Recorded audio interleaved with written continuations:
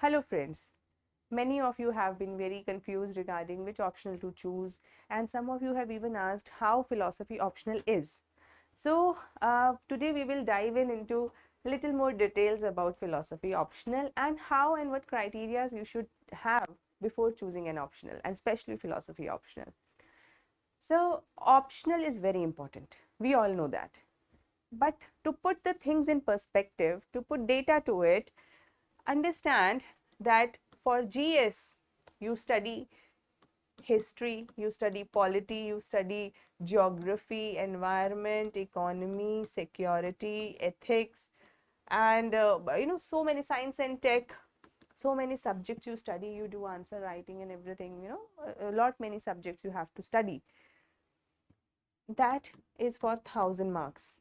And for optional, you have to study only one subject. Supposedly you take philosophy, then you have to study only philosophy, and that is for 500 marks. So in essence, the ratio is 2:1 in respect of marks. So should be your efforts and time given to your optional. But problem arises when we do not understand this importance of optional and we try to ignore it. Then the selection becomes difficult, because 2:1, if you give this much importance to optional, your marks will be very easy to attain, because it's a cumulative marking system. आपके GS और optional के marks जुड़ के आपका mains का result आता है, तो ऑप्शनल के मार्क्स बहुत इंपॉर्टेंट है, क्योंकि आपको एक ही सब्जेक्ट पढ़ना है और उससे आपको 500 नंबर का एग्जाम देना है। जीएस में इतने सारे सब्जेक्ट पढ़ने हैं, फिर भी आपको सिर्फ 1000 नंबर का काम करना है वहाँ पे। So this is the starting point on which basis you should choose your optional. On which basis you should choose your optional? We can, just a second. On which basis we can choose our optional? There are majorly 3 bases. First, your optional should be of interest to you.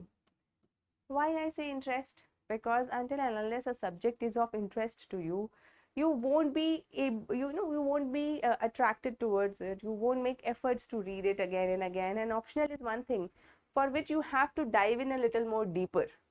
So maybe for other GS subjects you can float on the surface. Generally that doesn't suffice, even in GS also. But for optional definitely you will have to dive in deeper. आपको थोड़ा गहराई में पढ़ना ही पड़ता है optional. तो अगर आपने इंटरेस्ट है आपका उस सब्जेक्ट में, तो आप उसको ज़्यादा समय तक पढ़ सकेंगे, कई बार पढ़ सकेंगे, कुछ एक्स्ट्रा किताबें पढ़ सकेंगे उस विषय के बारे में. और अगर आपकी क्यूरियोसिटी है तो क्लासेस लेते समय, पढ़ते समय आपको बोझ नहीं लगेगा. क्योंकि अक्सर कई बार बच्चे इंटरेस्ट ना होते हुए सिर्फ कोई बता देता है उन्हें, पड़ोसी या कोई मार्केट में चलता हुआ आदमी के XYZ ऑप्शनल जो है बहुत पॉपुलर है, उसके मार्क्स बहुत आते हैं, इस बार का टॉपर XYZ ऑप्शनल से था, तो इस वजह से वो वाला ऑप्शनल ले लो. हो सकता है वो XYZ बंदे के लिए वो XYZ ऑप्शनल अच्छा हो, लेकिन आपके लिए शायद अच्छा ना हो, क्योंकि आपका इंटरेस्ट उस सब्जेक्ट में नहीं है. हर व्यक्ति का इंटरेस्ट अलग सब्जेक्ट्स में होता है. तो ये देखना बहुत ज़रूरी है कि क्या आपको, जो आप ऑप्शनल लेने के विषय में सोच रहे हैं, क्या आपको उस विषय में इंटरेस्ट है. क्योंकि बेसिक क्यूरियोसिटी, बेसिक इंटरेस्ट होना ज़रूरी है. सेकंड, सिर्फ इंटरेस्ट से भी काम नहीं चलता. आपके अंदर उस सब्जेक्ट को लेके कॉम्पिटेंसी है कि नहीं है. कॉम्पिटेंसी मतलब क्या आप वैसी सोच रखते हैं जैसी उस ऑप्शनल को समझने के लिए चाहिए. जैसे फिलॉसफी के लिए अक्सर मैं कहती हूँ कि लोग समझते हैं कि फिलॉसफी शायद किसी ऑर्थोडॉक्स थिंकिंग को प्रमोट करता हो, लेकिन फिलॉसफी एक ऐसा ऑप्शनल है जहाँ पे logical thinking, analytical thinking, argumentative thinking को बहुत प्रमोट किया जाता है. सो अगर आप फिलॉसफी ऑप्शनल लेने के विषय में कभी भी सोचें, तो you have to be very logical. अगर आप लॉजिकली नहीं सोच पा रहे हैं तो हो सकता है आपको आर्ग्यूमेंट्स समझने में प्रॉब्लम हो, क्योंकि लॉजिकली ही सारे आर्ग्यूमेंट्स प्रोड्यूस करे जाते हैं फिलॉसफी में. उसी तरह से अलग अलग ऑप्शनल्स के लिए अलग अलग कॉम्पिटेंसीज चाहिए. जैसे हिस्ट्री, अगर आप हिस्ट्री ले रहे हैं तो आपको हिस्टोरिकल एक कॉम्पिटेंस होनी चाहिए जिसके अंदर आपको टाइमलाइंस याद रहती हों कि किसके बाद क्या हुआ था, किसके राज शासन में कैसा हुआ। एक कॉम्पिटेंस है याद रखना इस तरीके की चीज़ों को। उसी तरीके से अगर आप कोई और साइंटिफिक बैकग्राउंड का ऑप्शनल लेना चाहते हैं तो उसके लिए भी एक अलग टाइप की कॉम्पिटेंस चाहिए। आप मैथ्स लेना चाहते हैं तो आपको मैथमेटिकल कॉम्पिटेंस चाहिए। तो second point is that you should see whether you are competent to take that optional. And third is expression. Expression is very important. हम चाहे कितना भी पढ़ लें, अल्टीमेटली एक्सप्रेशन बहुत इंपॉर्टेंट है। क्योंकि supposedly I read complete syllabus, but if I cannot express it in my sheets, then what use of it reading it? Then there is no use of reading that optional or that subject at all. So expression is very important. Example, इस बात को example से समझते हैं।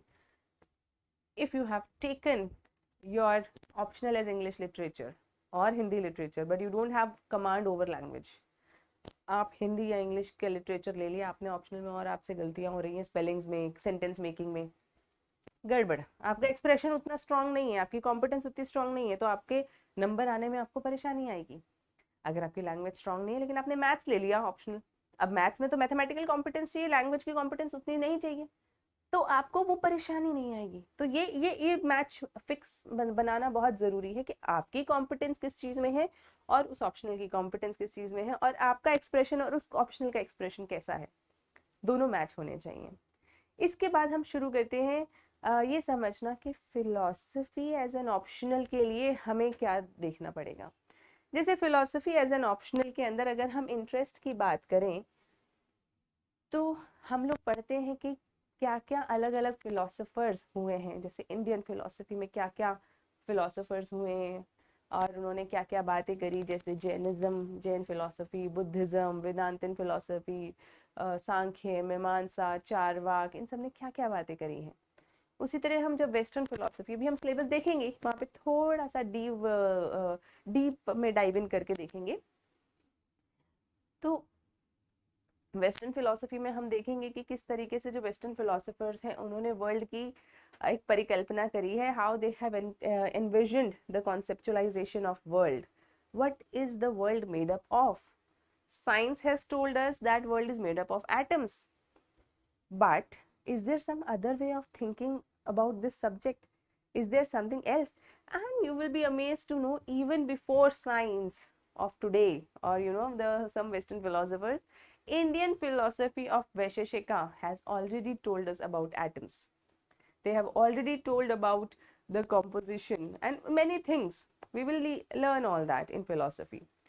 If you are interested in subjects like topics like God, soul, heaven, hell, karma theory, अगर आपको कभी भी ऐसे डाउट्स आते हो, कभी भी आपको ऐसा महसूस होता हो कि भगवान है या नहीं, आत्मा होती है या नहीं, मरने के बाद हमारे साथ क्या होता है, और अगर हम भगवान में विश्वास करते हैं तो ये दुख क्यों आता है हमारे जीवन के अंदर, जो भी ऐसे सवाल है वो सब फिलॉसफी से जुड़े हैं। अब हर फिलॉसफर ने इन्हीं बातों को समझकर अपनी एक फिलॉसफी दी है जिसके हिसाब से वो बताते हैं कि देखो दुनिया ऐसे बनी है, इस कारण से दुख आते हैं और इसका सॉल्यूशन ये है। तो इंडियन फिलॉसफी का हर फिलॉसफर का लगभग ऐसा ही नजरिया है। तो हम पढ़ते हैं, अब हम अलग अलग फिलोसफर्स के बारे में पढ़ते हैं तो हमारा नजरिया बहुत खुल जाता है, हमारा दिमाग बहुत खुल जाता है। ईश्वर, रिलीजन, सोल, इन सब विषयों में हमें काफी चीजें गहराई से समझ में आती हैं। तो अगर आपका इन सब इश्यूज में, इन बातों में इंटरेस्ट है तो philosophy is a very good subject for you. इसके अलावा हमारा सेकंड पेपर है socio political philosophy and philosophy of religion. Philosophy of religion is definitely related to the earlier philosophies. वहाँ पे हम बात करेंगे प्रॉब्लम ऑफ इविल क्या है, proofs for existence of God क्या है, भगवान को प्रूव करने के लिए क्या क्या आर्गुमेंट्स अभी तक के फिलोसफर्स ने दिए हैं, क्या वो प्रूफ सत्य हैं या उनमें कुछ लॉजिकल इनकन्सिस्टेंसीज हैं। इसके अलावा रिलीजियस लैंग्वेज कैसी होती है, क्या सिंबल्स भी रिलीजियस लैंग्वेज होते हैं या नहीं, क्या भगवान के बारे में जब हम कहते हैं कि भगवान अच्छे हैं तो क्या वो अच्छाई बिल्कुल वैसी है जब मैं कहती हूँ कि एक आदमी अच्छा है। जैसे मैंने कहा राम इज गुड और उसके बाद मैंने कहा गॉड इज गुड, क्या दोनों की गुडनेस सेम है?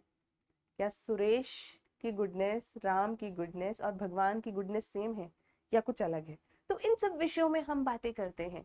तो फिलॉसफी ऑफ रिलीजन के बाद जो हमारा चौथा पार्ट जिसे हम कहते हैं सोशो पॉलिटिकल फिलॉसफी, वहां पे हम बेसिक पॉलिटिकल सिस्टम्स की फिलॉसफीज को पढ़ते हैं, जैसे इक्वालिटी क्या है, इक्विटी क्या है, लिबर्टी क्या है, जस्टिस क्या है, what do we understand by the system, what do we understand by the state, what is sovereignty, what is this problem of plurality, multiculturalism, ये सारा डेमोक्रेसी, डेमोक्रेसी एक व्यक्ति की डेमोक्रेसी है, समाज की डेमोक्रेसी है, देश की डेमोक्रेसी है, और डेमोक्रेसी के बेसिक टेनेंट्स क्या हैं और कब पैराडॉक्सेस आ जाते हैं डेमोक्रेसी, हम सारी चीज़ें पढ़ेंगे। ये एनार्की क्या है, मार्क्सिज्म क्या था, सोशलिज्म क्या है, किस तरीके से ये सारी चीज़ें आपस में लिंक्ड हैं, क्राइम एंड बहुत सारी चीज़ें पढ़ेंगे। क्राइम एंड पनिशमेंट, क्या कैपिटल पनिशमेंट होनी चाहिए या नहीं होनी चाहिए, कैपिटल पनिशमेंट यानी कि मृत्युदंड। हमारे देश के अंदर अभी मृत्युदंड अलाउड है, लेकिन बहुत रेयरेस्ट ऑफ रेयर केसेस में हम लोग उसको यूज करते हैं, उस एक पनिशमेंट को। और अब धीरे धीरे कोर्ट्स और लोग कहते जा रहे हैं कि इसे अबॉलिश करो, तो बहुत सारे देशों ने अबॉलिश कर भी दिया है कैपिटल पनिशमेंट। क्यों करा उन्होंने कैपिटल पनिशमेंट अबॉलिश, क्या आर्ग्यूमेंट्स हैं इसके पीछे? जैसे कुछ आर्ग्यूमेंट्स ऐसे होते हैं कि जब एक नेशन जान दे नहीं सकता तो वो जान ले कैसे सकता है, और अगर कोई गलती हो गई तो इस तरीके के जो आर्ग्यूमेंट्स हैं हम उन पर बात करेंगे कि क्या किसी को मृत्युदंड देना चाहिए या नहीं देना चाहिए। और जैसा कि आपने देखा ही होगा पूरी हमारी कन्वर्सेशन में कि जितने भी टॉपिक्स हैं ये बहुत सारे अलग अलग सब्जेक्ट से ओवरलैप भी करते हैं। जैसे एथिक्स से, अब मृत्युदंड देना चाहिए या नहीं देना चाहिए, एक एथिकल डिबेट है। किस क्राइम की कैसी पनिशमेंट होनी चाहिए, ये भी एक एथिकल डिबेट है। पनिशमेंट भी अलग अलग तरीके की होती है। एक पनिशमेंट है, जैसे ऐसे समझिए कि एक व्यक्ति ने बकरी चुराई, उसे बकरी चुराने के लिए उसे पनिश कर दिया गया, पनिश कर दिया गया यानी उसे सजा सुनाई गई क्योंकि उसने बकरी चुराई। लेकिन दूसरी तरफ एक और पनिशमेंट होती है जिसे डेटरेंट पनिशमेंट कहते हैं, जैसे जिसका मतलब हुआ कि एक व्यक्ति ने बकरी चुराई, उसे इतनी कड़ी सजा दी गई, इतनी कड़ी सजा दी गई कि लगभग उसका हाथ काट दिया या उसको कैपिटल पनिशमेंट दे दी। लेकिन अब बकरी चुराने के लिए इतनी बड़ी सजा तो नहीं होनी चाहिए। क्या फिलॉसफी है इसके पीछे? उसके पीछे की फिलॉसफी है कि तुम्हें बकरी चुराने के लिए नहीं मारा जा रहा, तुम्हें इसीलिए मारा जा रहा है या इसीलिए तुम्हें पनिश किया जा रहा है ताकि आगे से कभी कोई भी बकरी ना चुराए। तो यानी कि ये डेटरेंट पनिशमेंट है फिलॉसफी। तो ये सारी चीजें हम पढ़ेंगे, ये सब एथिक्स का बहुत बड़ा रोल प्ले करती हैं। जो ये democracy, anarchy, equality, liberty, justice जैसे हम टॉपिक्स पढ़ेंगे वो सब आपके पेपर 2 के अंदर काम आएंगे। आपके जितना भी सोसाइटी एंड गवर्नेंस वाला पार्ट है वहाँ पे बहुत इंपॉर्टेंट रोल प्ले करता है। पॉलिटी के लिए बहुत इंपॉर्टेंट रोल प्ले करता है। पॉलिटी के जितने आंसर्स होते हैं वो कहीं ना कहीं democracy, society, independence, freedom, equality, justice, इन सारे टॉपिक्स या कॉन्सेप्ट्स पर ही बेस्ड होते हैं। तो अगर आपके पास इन पे डीप नॉलेज है तो आप बहुत बेहतर तरीके से अपने आंसर्स को प्रेजेंट कर सकते हैं। जैसे वुमेन एम्पावरमेंट, कास्ट डिस्क्रिमिनेशन, ये सब सोसाइटी का पार्ट है, ये सब एथिक्स का पार्ट है। तो यहाँ पे आप फिलॉसफी में पढ़ेंगे तो वहाँ पर आपके आंसर राइटिंग अपने आप इम्प्रूव हो जाएगी। कॉम्पिटेंसी, इंटरेस्ट की बात हो गई। Second, competency. कॉम्पिटेंसी किस चीज़ की कॉम्पिटेंसी ज़रूरत है अगर आप फिलॉसफी ऑप्शनल लेने के बारे में सोच रहे हैं? तो अगर आप फिलॉसफी ऑप्शनल लेने के विषय में सोच रहे हैं, सबसे इम्पॉर्टेंट कॉम्पिटेंसी है क्या आपका दिमाग खुला हुआ है। दिमाग खुला हुआ से मतलब can you hold conflicting ideas in your mind, are you open to new ideas. For the same thing you will be reading 10 different versions, same thing. दुनिया कैसे बनी है, क्या आत्मा होती है या नहीं, तो एक व्यक्ति आपको बताएंगे, एक फिलोसोफर बताएंगे कि आत्मा होती है क्योंकि 1 2 3 4 5 रीजंस आर देयर। दूसरे फिलोसोफर उनको खंडन करेंगे, मतलब उनकी बात को रिजेक्ट करेंगे। They will reject the first philosopher and then they will say no, there is no soul, there is no आत्मा because of the reason 1 2 3 4 5। Then the third philosopher will say, we cannot even talk about souls and Atma because 1 2 3 4 5. So, so different versions we will read. और हर philosopher अपनी बात कहेगा, तो आपको जब भी आप किसी फिलोसोफर को पढ़ रहे हैं तो उसके नज़रिए से आपको चीज़ों को देखना होगा, उसके नज़रिए से चीज़ों को समझना होगा। तो क्या आप अपने दिमाग में 3-4 विचार रख सकते हैं? कई लोग बड़े स्ट्रिक्ट होते हैं या स्टबन होते हैं, जैसे उन्होंने मन में सोच रखा है आत्मा तो होती है, अगर होती है तो उसके विषय में कोई कॉन्ट्ररी बात उनको आप बताएंगे भी तो वो उसको एंटरटेन ही नहीं करेंगे, उसके पॉइंट्स को दिमाग में कभी लेके ही नहीं जाएंगे। तो एक मानना अलग है लेकिन जानना अलग है। तो जो जानने वाले एस्पेक्ट्स हैं वो फिलॉसफी आपसे डिमांड करती है कि आप चाहे आत्मा को माने या नहीं माने, वो आपका पर्सनल बिलीफ है, लेकिन आत्मा के विषय में लोगों ने किस तरीके से सोचा वो आपको जानना चाहिए। तो अगर आप वो जानने वाले पार्ट को एम्फेसाइज करके वो कॉन्ट्रोडिक्टरी या कॉन्फ्लिक्टिंग आइडियाज को होल्ड कर सकते हैं अपने दिमाग में, then philosophy is an option for you. Then expression, expression is important for philosophy in the sense आप आइडियाज को किस तरीके से रिप्रेजेंट करते हैं, and answer writing is very important. Definitely answer writing we will do, that will not remain a problem for you because that's where my role comes in, because I like to you know do answer writing and focus on that, क्योंकि examiner के पास तो answers जा रहे हैं, तो हमारे लिए बहुत ज़रूरी है कि हम आपके आंसर्स के ऊपर काम करें, आपकी आंसर राइटिंग के ऊपर काम करें कि किस तरीके से आंसर्स बेहतर से बेहतर बनाए जा सकते हैं। एक्सप्रेशन के लिए your sentence formation should be good, basic English language should be there if you are taking English medium. Basic English language means आप बेसिकली लिख सकें सिंपल फॉर्मेशन में, बाकी सारी चीज़ों की चिंता करने की ज़रूरत नहीं है। वो एक्सप्रेशन, प्रेजेंटेशन, आर्टिकुलेशन और ये सारी चीज़ें हम डिस्कस करेंगे, वो कोई प्रॉब्लम नहीं है। इसके अलावा एक बहुत बड़ा एडवांटेज है, एडवांटेजेस खैर हम अभी देखेंगे। अगर मैं आपको एक थोड़ा सा सिलेबस दिखा दूं,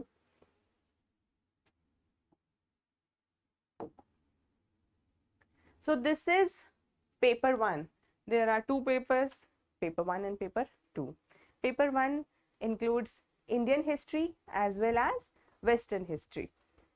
So and paper 2 is about socio-political philosophy and philosophy of religion. दो पेपर्स हैं, 4 सब्जेक्ट्स हैं। तो पहला पेपर का पहला सब्जेक्ट जो है जिसे हम कहते हैं western philosophy, this is the western philosophy. प्लेटो,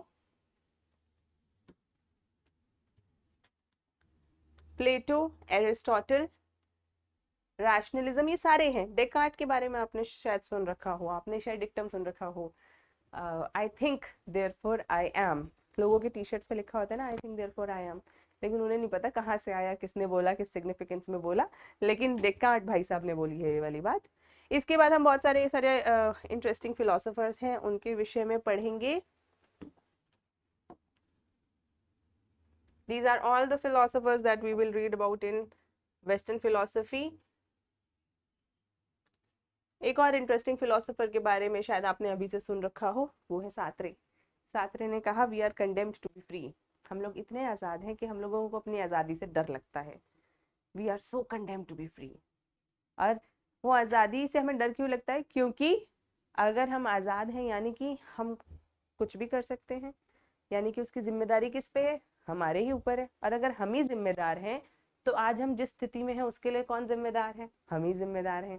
और जैसे ही आपको ये फीलिंग आएगी, आपको महसूस होगा कि ये जो आज़ादी है वो बड़ी जिम्मेदारी का विषय है। और जैसे ही आपको ये विश्वास हुआ कि भाई जिम्मेदारी का विषय है, अक्सर बहुत सारे लोग ब्लेम करने लग जाते हैं। उन्हें लगता है नहीं, हमें जिम्मेदारी नहीं लेनी, हमें जिम्मेदारी देनी है ईश्वर को, किस्मत को, नियति को, किस आपके ज्योतिष को, या फिर पेरेंट्स को, कि देखो पेरेंट्स ने सपोर्ट नहीं किया, इसने ये नहीं किया, इस कारण से हम सफल नहीं हो पाए। तो ये सब क्या है? ये सब ब्लेमिंग है। और ब्लेमिंग क्यों? क्योंकि हम रिस्पॉन्सिबिलिटी नहीं लेना चाहते, हम ये मानना नहीं चाहते कि हम आज़ाद हैं। तो सात्रे ऐसी बातें करते हैं। इनको बहुत ज़्यादा सेल्फ हेल्प कोचेस जो होते हैं वो सात्रे को बहुत यूज़ करते हैं। इसके बाद हमारा इंडियन फिलोसफी में चारवाक, जैनिज्म, बुद्धिज्म और हमारे षड दर्शन, न्याय, वैशेषिक, सांख्य, योग वेदांत, औरोबिंदो, इन सब 10 फिलोसोफर्स के बारे में हम पढ़ेंगे। इसके बाद हमारा सोशियो पॉलिटिकल फिलोसफी यानी पेपर 2 का थर्ड हमारा जो टॉपिक है, equality, justice, liberty, equality, liberty, justice, sovereignty, rights, duties and accountability. क्या राइट्स होते हैं, ड्यूटीज क्या होती हैं, क्या राइट्स एंड ड्यूटीज को अलग किया जा सकता है या हमेशा साथ ही रखना पड़ेगा। Anarchism, Marxism, monarchy, theocracy, democracy, ये सारे सब्जेक्ट्स जो पॉलिटी से रिलेटेड होते हैं, जैसे मल्टीकल्चरलिज्म, करप्शन क्या है, करप्शन क्यों करता है इंसान, क्या रीजन है, और हम इतनी कोशिश कर रहे हैं, इतने सारे लॉज ले आए, फिर भी करप्शन खत्म क्यों नहीं हो रहा। What is mass violence, what is genocide, what is capital punishment, development और सोशल प्रोग्रेस क्या है, व्हाट इज जेंडर डिस्क्रिमिनेशन, क्यों होता है जेंडर डिस्क्रिमिनेशन, इतने लॉज आ गए फिर भी जेंडर डिस्क्रिमिनेशन खत्म नहीं हो पा रहा सोसाइटी से, क्यों नहीं खत्म हो पा रहा। तो उसके जो फिलोसफिकल, डीप फिलोसफिकल अंडरस्टैंडिंग है उसको हम समझने की कोशिश करेंगे। देन कास्ट डिस्क्रिमिनेशन, जिसमें हम गांधी एंड अम्बेडकर जी की, गांधी जी एंड अम्बेडकर जी के आइडियाज को पढ़ेंगे। इसके बाद last part is philosophy of religion, जिसमें हम नोशंस ऑफ गॉड, भगवान एक है, दो है, तीन है या बहुत सारे हैं, उसके विषय में पढ़ेंगे। भगवान दुनिया में है, दुनिया के बाहर है, या दुनिया भगवान के अंदर है, किस तरीके का वर्ल्ड एंड गॉड रिलेशन है, उसके विषय में पढ़ेंगे। फिर हम पढ़ेंगे कि क्या भगवान को लेके कोई प्रूफ्स हो सकते हैं, क्या प्रूफ्स दिए गए हैं, और वो प्रूफ्स क्यों उतने सही नहीं है। bear with me, I am having a cough and cold season. Then there is this problem of evil, जिसके विषय में हम पढ़ते हैं कि अगर भगवान बहुत अच्छे हैं, बहुत नेक हैं और बहुत शक्तिशाली हैं, तो दुनिया में दुख क्यों है। ये एक प्रॉब्लम है, प्रॉब्लम ऑफ इविल, उसके विषय में पढ़ेंगे। Then there is this topic of soul, immortality से क्या मतलब है, क्या इसके कोई प्रूफ्स हो सकते हैं, क्या आत्मा अजर अमर है सच में, और साइंस ऐसा क्यों नहीं मानती, ऐसे वाली बातें समझेंगे। रीजन, रिवोल्यूशन एंड फेथ, इनके विषय में पढ़ेंगे। रिलीजियस एक्सपीरियंस क्या होता है, समाधि क्या होती है, क्या एक्सपीरियंसेस हो सकते हैं, उस विषय में देखेंगे। देन रिलीजन विदाउट गॉड, क्या ऐसे भी कोई धर्म होते हैं, रिलीजन्स होते हैं जहाँ भगवान नहीं हो। क्या रिलीजन और मोरालिटी के बीच में भी अलग अलग स्पेस है, यानी कि ऐसे भी कोई धर्म हो सकते हैं जो मॉरल नहीं हो, जो नैतिक नहीं हो, या जरूरी है कि जो भी धार्मिक हो वो नैतिक भी हो, वो व्यक्ति नैतिक भी हो। अगर ऐसा है तो ऐसे केसेस क्यों सामने आते हैं कि कोई बाबा ने कोई अनैतिक कार्य कर लिया। तो वो वाली सारी चीजों को हम यहाँ डिस्कस करेंगे। Religious pluralism, problem of absolute truth, हर धर्म के व्यक्ति को ऐसा क्यों लगता है कि उन्हीं का धर्म एब्सोल्यूट ट्रूथ है, यानी जो सच जानता है वो उन्हीं का धर्म जानता है, बाकी सबको सच नहीं पता। ऐसा क्यों महसूस होता है, क्या क्या कारण है इसके पीछे। इसके बाद हम देखेंगे कि रिलीजियस लैंग्वेज कैसी होती है, क्या शब्दों का वही मतलब होता है जो लिखा गया है या उनका कुछ और मतलब भी हो सकता है।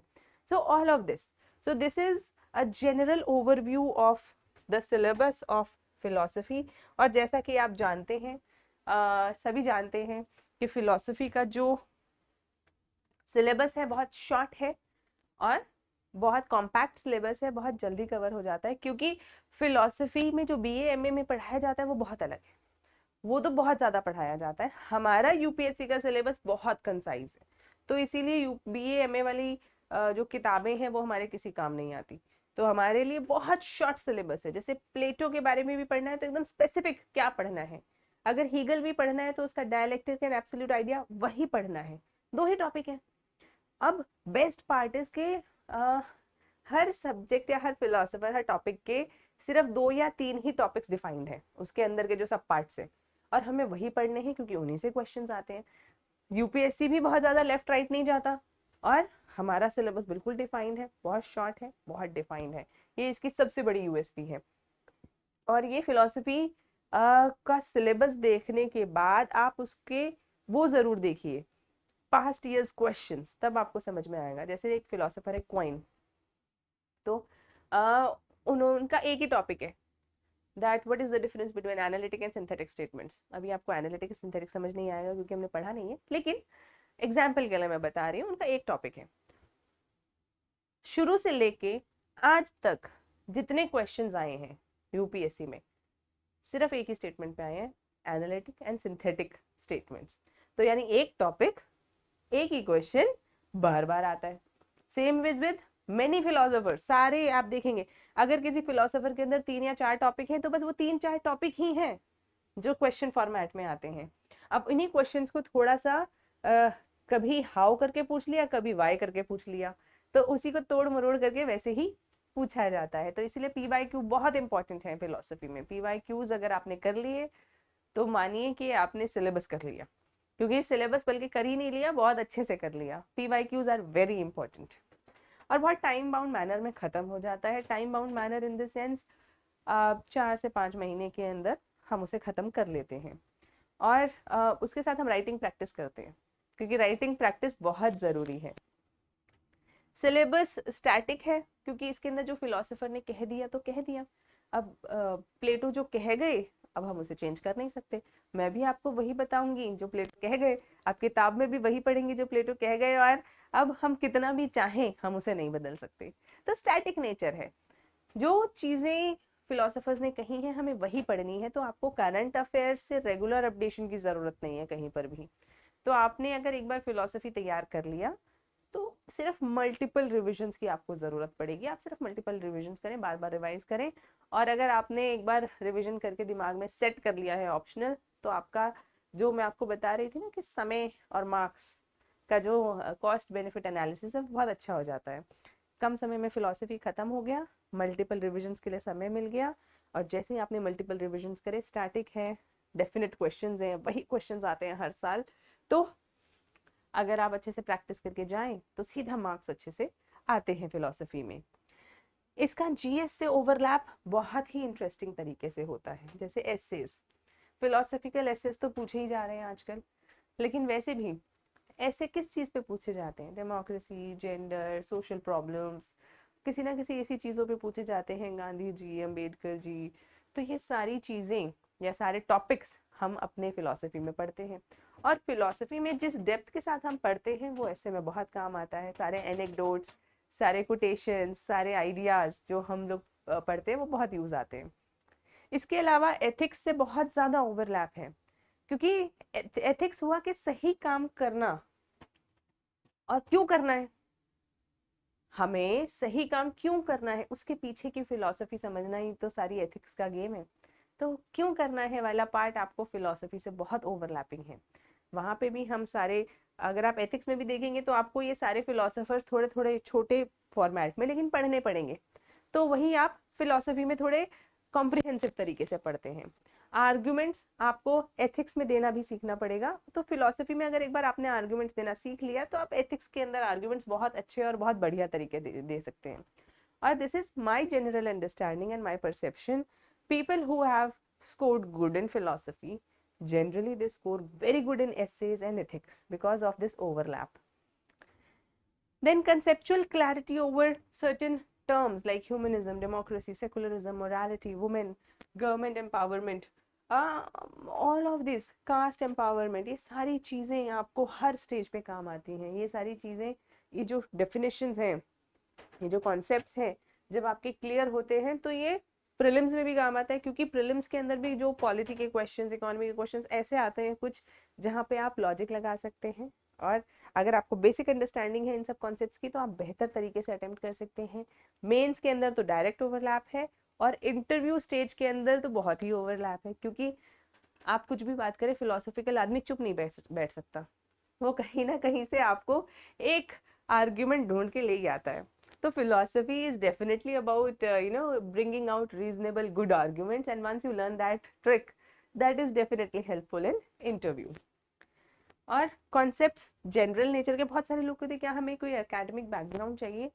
नहीं, कोई एकेडमिक बैकग्राउंड नहीं चाहिए। मैं खुद एक डेंटिस्ट रही हूँ, डॉक्टर रही हूँ, तो मेरा मेडिकल बैकग्राउंड था, लेकिन मैंने फिलोसफी लिया, उसी से मैंने अपना एग्ज़ाम क्लियर किया। तो मेरा तो एक सिलेक्शन के लिए सबसे इम्पॉर्टेंट रोल जिसने प्ले किया वो फिलोसफी ही है। और मेरे साथ मेरे कई सारे दोस्तों ने जिन्होंने क्लियर किया ये एग्ज़ाम, वो कोई इंजीनियर्स थे, किसी ने BA या BCom कर रखा था, एक दो CA भी थे। तो सब अलग अलग अलग अलग बैकग्राउंड से लोग रहे हैं जिन्होंने फिलोसफी लिया और ऑप्शनल के लिए पढ़ के एग्ज़ाम को क्लियर किया, क्योंकि वो इसके एडवांटेजेस को यूज़ कर पाए। लेकिन again before taking philosophy one thing is very certain, you have to have that philosophical bent of mind. ये सब क्रियोसिटीज थोड़ी सी मन में अगर आपके रहती हैं तभी आपको ये फिलोसफी पढ़ने में मजा आएगा। और अगर आपको ऐसी कोई क्रियोसिटी नहीं है, अगर आप ऐसी बातें करते हैं कि भगवान हो ना हो सानू की क्या फर्क पैंदा है, हमें कोई फर्क नहीं पड़ता कि रिलीजन है या नहीं है, या आत्मा है या नहीं, अगर आपको ऐसा लगता है तो शायद आपको फिलोसफी पढ़ने में उतना मजा ना आए। तो ये एक राइडर है कि अगर आपका फिलोसफिकल बेंट ऑफ माइंड है then philosophy is a very good optional.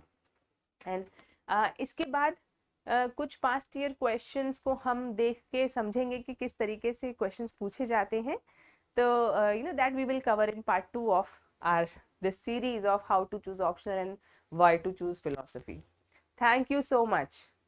Stay happy, stay alert.